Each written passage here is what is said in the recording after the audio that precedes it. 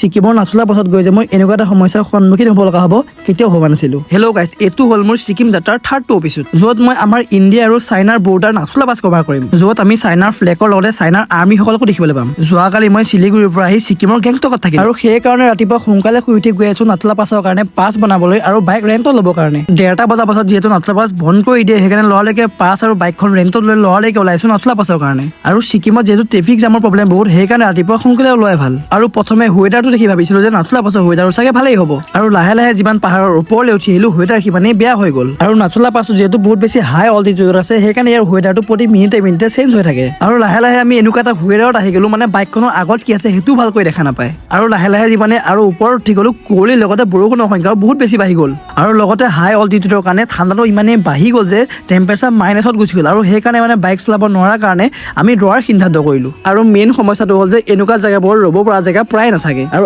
আমাৰ চাগে লাকটো ভাল আছিলে, সেইকাৰণে আমি আগত গৈ এটা আৰ্মিৰ কেম্প পালো, য'ত আমাক এজন আৰ্মিয়ে লৈ গৈ থাকিবলৈ অলপমান জেগা দিলে। আৰু ইয়াৰ পাছত কি হ'ল মই তোমালোকক নেক্সট এপিছডত ক'ম, কাৰণ এটা ভিডিঅ'তে সকলো কোৱা সম্ভৱ নহয়।